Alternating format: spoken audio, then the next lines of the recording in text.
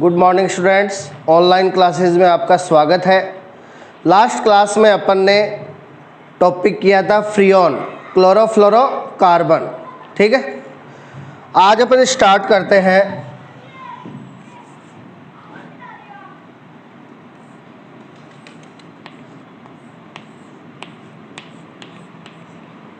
DDT. अब DDT है, पहले आपको ध्यान में रखनी है इसकी फुल फॉर्म। तो डीडीटी क्या होता है? पैरा, पैराडैश,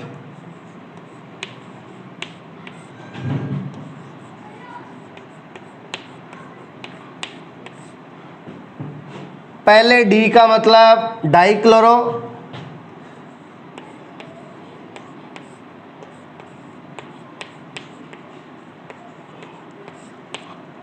दूसरे डी का मतलब डाइफेनिल और टी का मतलब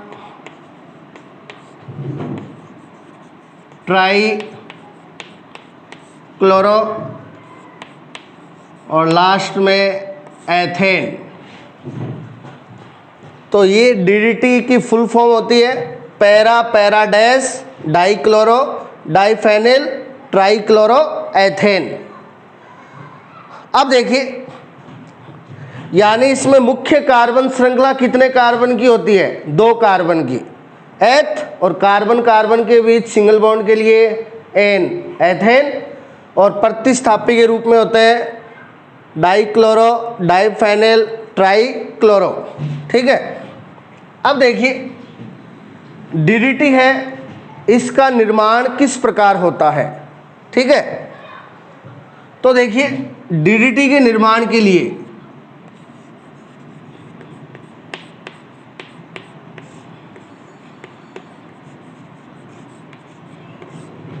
क्लोरोबेंजीन के 2 अणु, क्लोरोबेंजीन के 2 अणु सांद्र H2SO4 की उपस्थिति में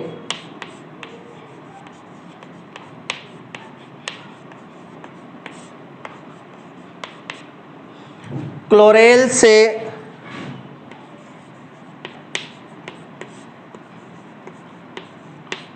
क्रिया करके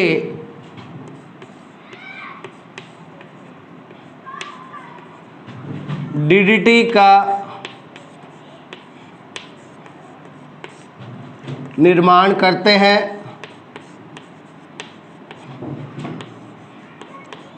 जो एक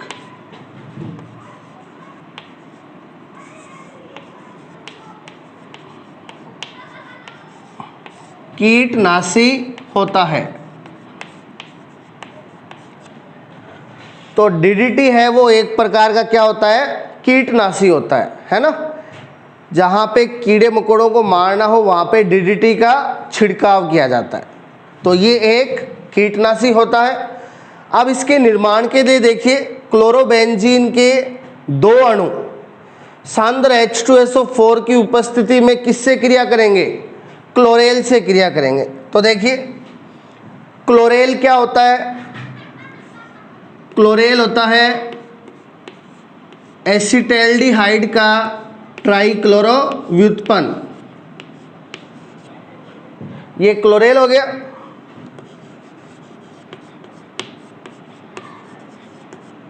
ठीक है, ये एसिटैल्डिहाइड या कह दो एथेनेल का ट्राइक्लोरो व्युत्पन्न होता है और इसकी क्रिया क्लोरोबेंजीन के 2 अणुओं से। ये क्लोरोबेंजीन का 1 अणु हो गया और ये क्लोरोबेंजीन का दूसरा अणु हो गया। तो ये क्लोरोबेंजीन के 2 अणु हो गए।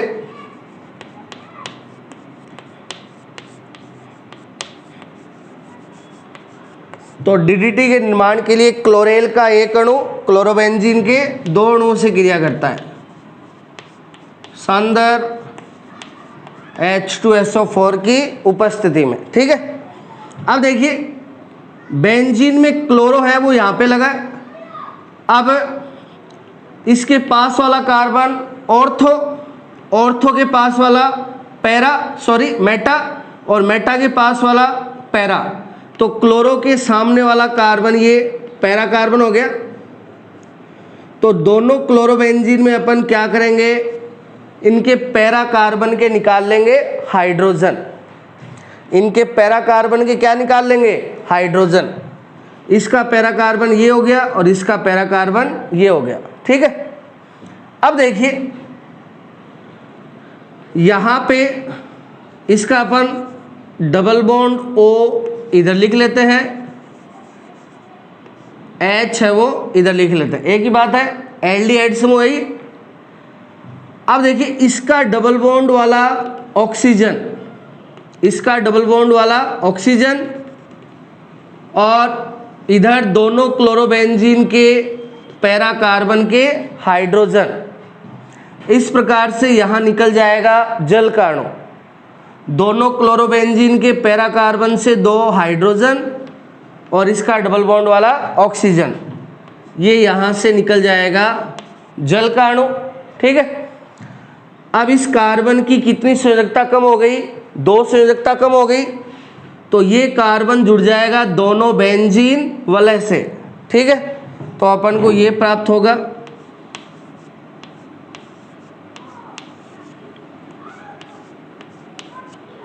यहां कार्बन से क्या जुड़ा है, हाइड्रोजन, CH हो गया।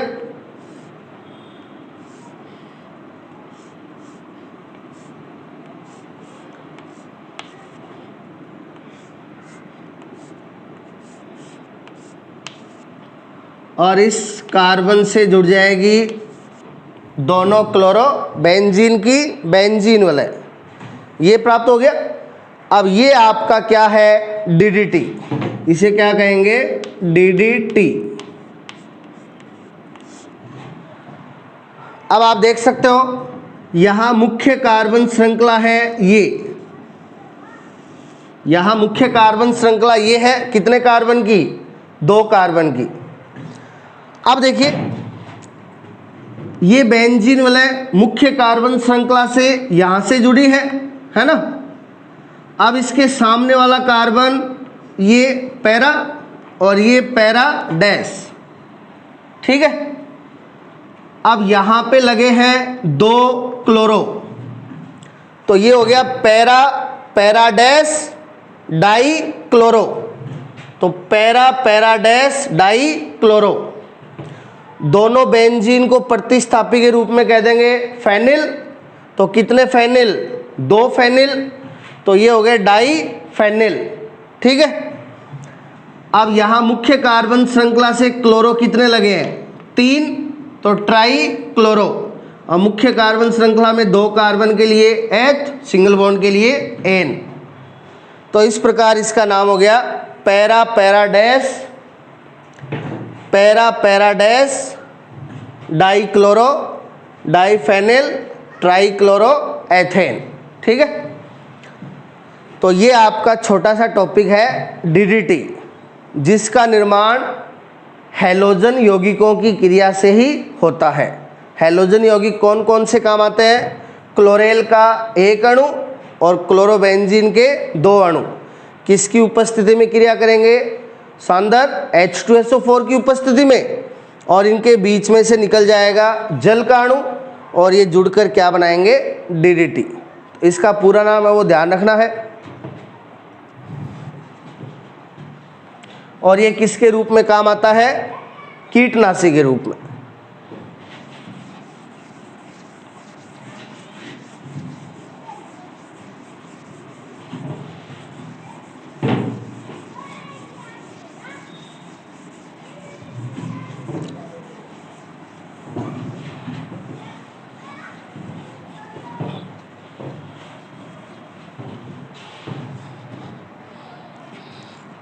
अब देखिए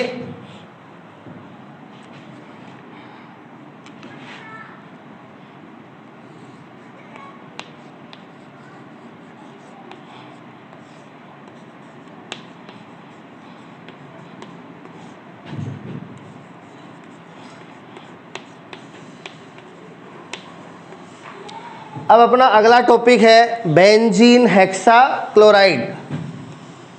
बेंजीन के लिए B, हेक्सा के लिए H, क्लोराइड के लिए C। तो बेंजीन हेक्साक्लोराइड को शॉर्ट में कहते हैं BHC, और इसे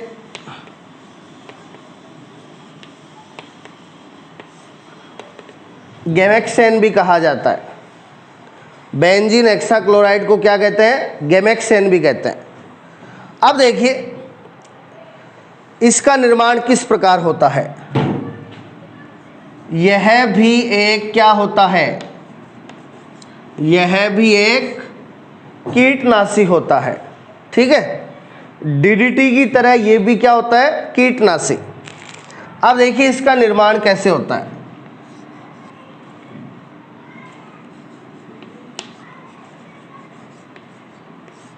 बेंजीन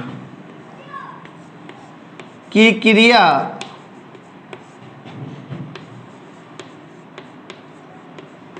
प्रकाश की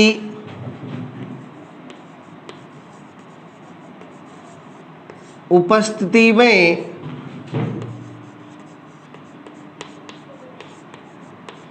क्लोरीन के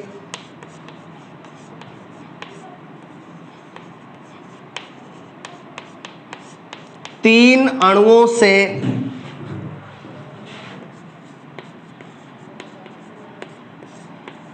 करवाने पर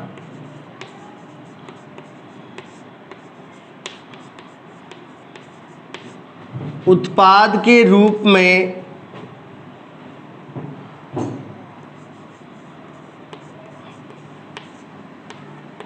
BHC या जिसे गैमेक्सेन प्राप्त होता है। तो BHC या गैमेक्सेन कैसे प्राप्त होता है? बेंजीन की क्रिया प्रकाश की उपस्थिति में क्लोरीन के तीन अणुओं से करवाने पर। तो देखिए इसकी समीकरण लिखते हैं।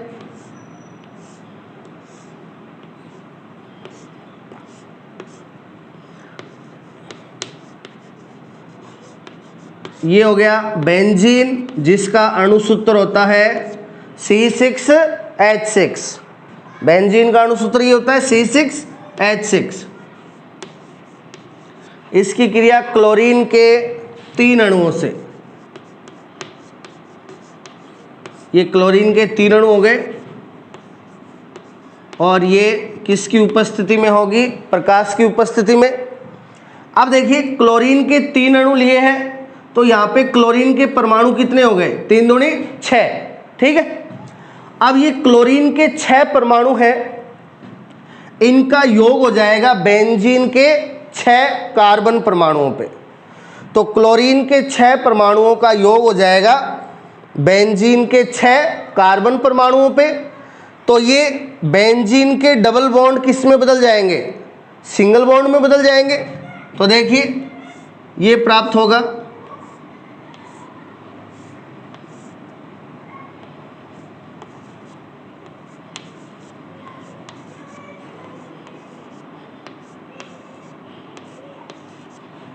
ठीक है, ये प्राप्त हुआ। अब यहां पे आप देख सकते हो बेंजीन वलय पे कितने क्लोरीन जुड़ गए? 6। इसलिए इसको कहा जाता है बेंजीन हेक्साक्लोराइड। तो यहां बेंजीन वलय पे 6 क्लोरीन का योग हो जाता है, इसलिए इसको कहते हैं बेंजीन हेक्साक्लोराइड, BHC। ठीक है,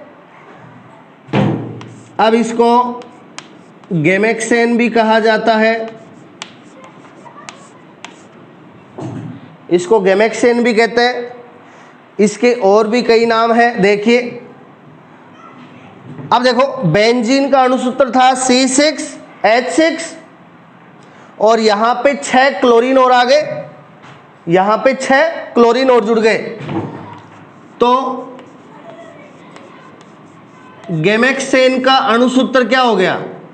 गैमेक्सेन का अणुसूत्र हो गया C6H6Cl6, यानी इसमें 3 प्रकार के परमाणु हैं, कार्बन, हाइड्रोजन और क्लोरीन, और तीनों की संख्या कितनी है?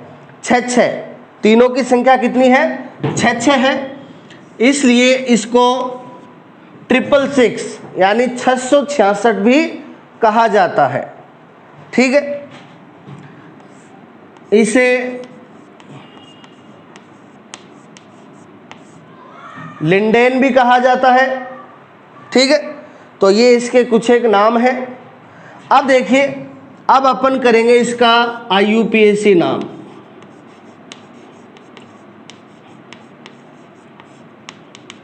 अब अपन लिखेंगे इसका IUPAC नाम। तो इसका IUPAC नाम में देखिए, अपन देख रहे हैं ये जो वलय है वो अब बेंजीन वलय नहीं है। बेंजीन वलय में तो 3 डबल बॉन्ड होते हैं, वो भी एकांतर क्रम में। अब ये वलय है साइक्लोहेक्सेन। अब ये वलय कौन सी है? साइक्लोहेक्सेन है। और इसके पहले, दूसरे, तीसरे, चौथे, 5वें, 6ठे पे लगे हैं 6 क्लोरो प्रतिस्थापी। तो प्रतिस्थापी का नाम IUPAC नाम में सबसे पहले तो 1 2 3 4 5 6 6 के लिए हेक्सा और Cl को प्रतिस्थापी के रूप में कहते हैं क्लोरो, और रिंग है साइक्लोहेक्सेन, यानी कार्बन श्रृंखला है साइक्लोहेक्सेन के रूप में। तो ये इसका हो गया IUPAC नाम, 1 2 3 4 5 6 हेक्सा क्लोरो साइक्लोहेक्सेन। ठीक है, तो ये है, इस प्रकार से बेंजीन हेक्साक्लोराइड है उसका क्या होता है? निर्माण होता है, और ये इसके विभिन्न नाम हैं। अब देखिए, इसका जो मार्केट नेम है, मार्केट में ये चलता है किसके नाम से? गैमेक्सेन के नाम से। ठीक है ना। और इसकी मार्केट वैल्यू क्यों है? क्योंकि ये एक प्रकार का क्या होता है? कीटनाशी होता है। ठीक है ना। और इसे कृषि क्षेत्र में बहुत ज़्यादा काम में लिया जाता है। तो इसके द्वारा फसलों को नुकसान करने वाले कीट को मारा जाता है। ठीक है ना। अब देखिए, मार्केट में कई प्रकार के गैमेक्सेन हैं, वो उपलब्ध हैं, जैसे अल्फा गैमेक्सेन, बीटा गैमेक्सेन, गामा गैमेक्सेन, डेल गैमेक्सेन, ईटा गैमेक्सेन, नीटा गैमेक्सेन, थीटा गैमेक्सेन, है ना। ये कई प्रकार के गैमेक्सेन हैं, वो मार्केट में अवेलेबल होते हैं। ठीक है, तो ये गैमेक्सेन के विभिन्न प्रकार हैं। अब इनमें सबसे पावरफुल गैमेक्सेन होता है गामा गैमेक्सेन। जो गामा गैमेक्सेन है, गामा गैमेक्सेन, गामा गैमेक्सेन जो है वो सर्वाधिक शक्तिशाली होता है। कारण है क्योंकि इसका आकार है वो छोटा होता है। गामा गैमेक्सेन का आकार क्या होता है? छोटा होता है। अब छोटे आकार के कारण इसकी जो भेदन क्षमता है वो सर्वाधिक होती है। तो गामा गैमेक्सेन है वो सर्वाधिक शक्तिशाली गैमेक्सेन होता है। इसका कारण क्या है? इसका छोटा आकार होने के कारण इसकी भेदन क्षमता क्या होती है? सर्वाधिक होती है। यानी एक कीट की बॉडी को आसानी से भेद कर उसकी बॉडी में प्रवेश कर सकता है और उसे नष्ट कर सकता है। तो विभिन्न प्रकार के गैमेक्सेन में सबसे शक्तिशाली गैमेक्सेन होता है गामा गैमेक्सेन।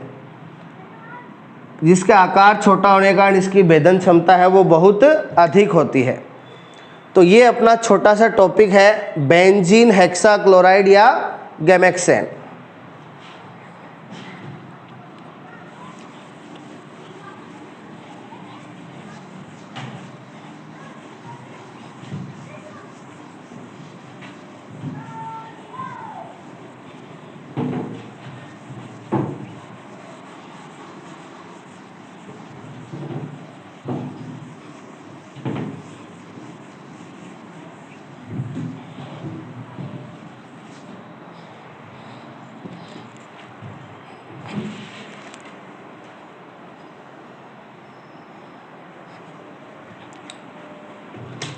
अब देखिए, अब इस लेसन में अपना लास्ट टॉपिक है हेलोबेंजीन या जिसे अपन कह सकते हैं हेलो एरिन।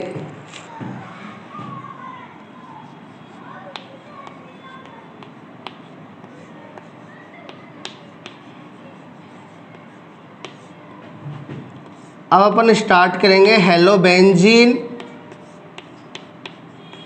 या हेलो एरिन।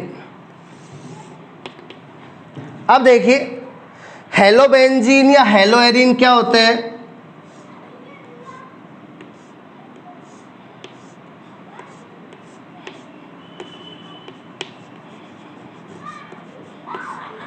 यदि बेंजीन के हाइड्रोजन परमाणु को अपन प्रतिस्थापित कर दें किसके द्वारा? हेलोजन के द्वारा, तो अपन को प्राप्त होता है हेलोबेंजीन। तो ये हेलोबेंजीन या इसको कह सकते हैं हेलो एरिन। तो हेलोबेंजीन में क्या होता है? हेलोजन परमाणु है वो सीधा जुड़ा होता है किससे? बेंजीन से। हेलोजन परमाणु डायरेक्टली जुड़ा होता है किससे? बेंजीन वलय से। और ऐसे एरोमेटिक यौगिक क्या कहलाते हैं? हेलोबेंजीन या हेलो एरिन कहलाते हैं। अब ये बेंजीन वलय कारण क्या होते हैं? एरोमेटिक होते हैं। ठीक है। अब देखिए,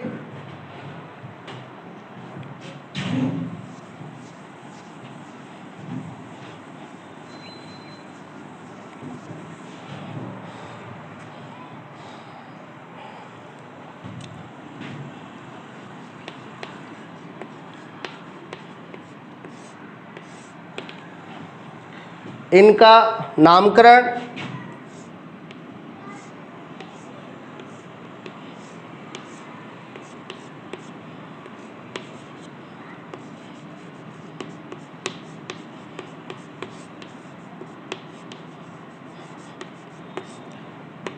हेलोजन को प्रतिस्थापी माना जाता है, तो ये सबसे पहले आ जाएगा। और रिंग है वो बेंजीन, तो क्लोरो बेंजीन। इसी प्रकार से यहाँ पे हेलोजन हो ब्रोमीन, तो ये हो जाएगा ब्रोमोबेंजीन। यहाँ पे हेलोजन हो आयोडीन, तो ये हो जाएगा आयोडोबेंजीन। और यहाँ पे हेलोजन हो फ्लोरीन, तो ये हो जाएगा फ्लोरोबेंजीन। ठीक है।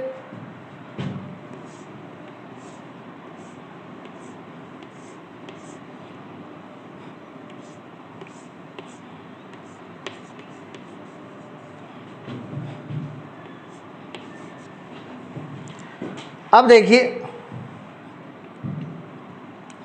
क्लोरोबेंजीन के साथ लगा हो CH3, इसको ऐसे भी लिख सकते हैं अपन,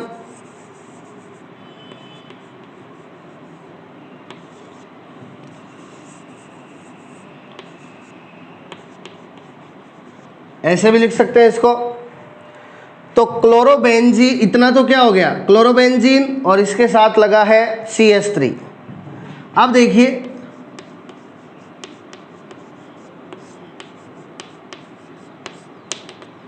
इसका सामान्य नाम तो इस प्रकार से लिखा जाता है, देखो बेंजीन के साथ लगा हो CH3, इतने को कहा जाता है टोलुइन। इतने को क्या कहते हैं? टोलुइन कहते हैं। और टोलुइन के पास वाले कार्बन पे लगा है क्लोरो। अब ये दोनों पास पास वाले कार्बन पे है। अब बेंजीन पर यदि दो समूह पास पास वाले कार्बन पे हो तो उसमें ऑर्थो कंडीशन होती है वो। तो ये इसका सामान्य नाम ऑर्थो क्लोरोटोलुइन, इसका सामान्य नाम होता है ऑर्थो क्लोरोटोलुइन। ठीक है, अब अपन लिखेंगे इसका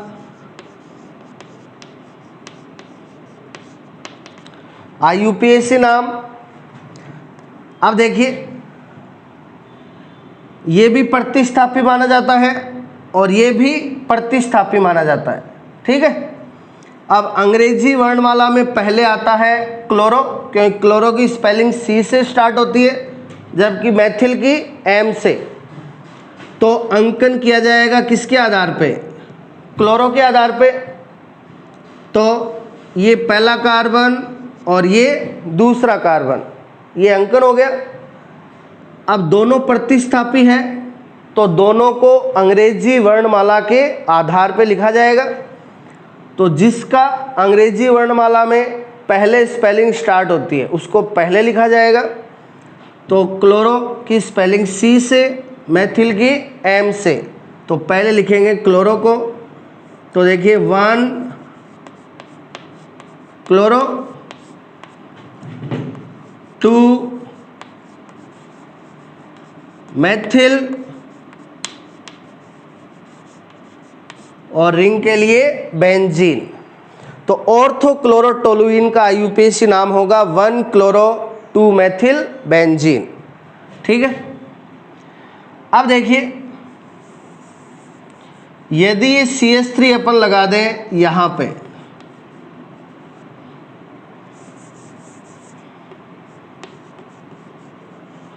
यदि ये CH3 यहां पे लगा दें तो ये आमने सामने वाले यानी पैरा कार्बन पे हो गई। तो सामान्य नाम तो हो जाएगा पैरा क्लोरोटोलुइन। सामान्य नाम तो क्या हो जाएगा? पैरा क्लोरोटोलुइन हो जाएगा। अब देखिए IUPAC 1 क्लोरो, मैथिल कितने पे आ गया? 4 पे। तो पैरा क्लोरोटोलुइन का IUPAC नाम होगा 1 क्लोरो 4 मैथिल बेंजीन। ठीक है, तो इस प्रकार से इनका नाम लिखा जाता है।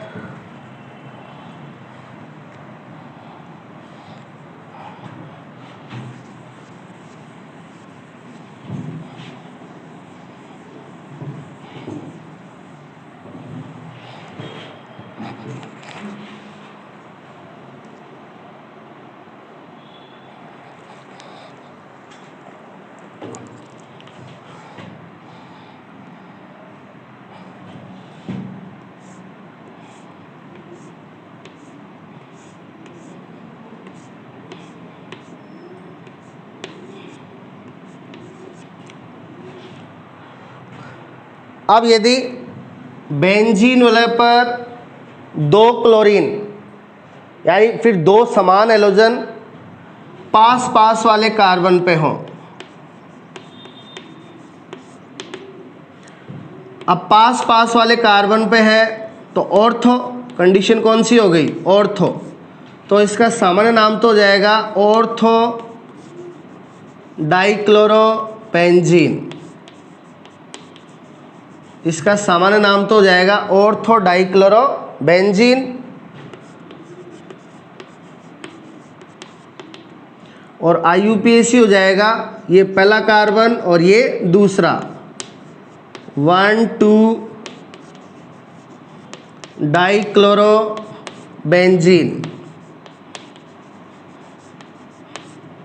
ठीक है,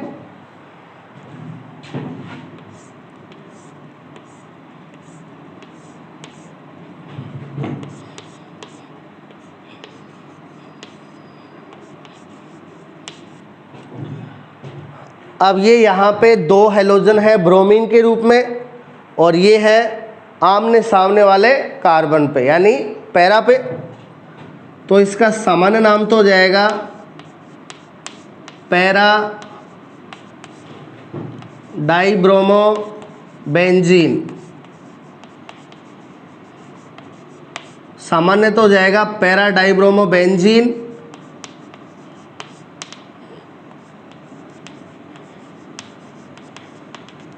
और इसका IUPAC हो जाएगा ये पहला, दूसरा, तीसरा, चौथा 1,4 डाइब्रोमो बेंजीन। ठीक है।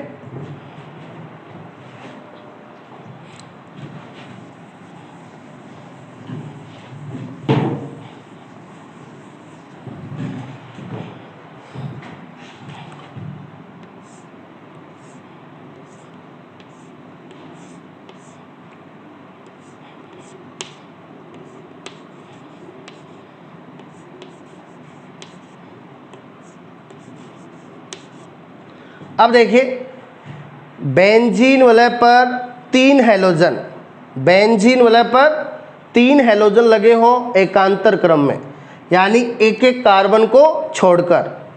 ये पहले कार्बन पे हो गया, दूसरा खाली है, ये तीसरे पे हो गया, चौथा खाली है, ये पांचवें पे हो गया, पांचवा खाली, पांचवें छठा खाली। ठीक है। अब देखिए इससे इस कंडीशन को सामान्य नाम में कहा जाता है सिम, SYM।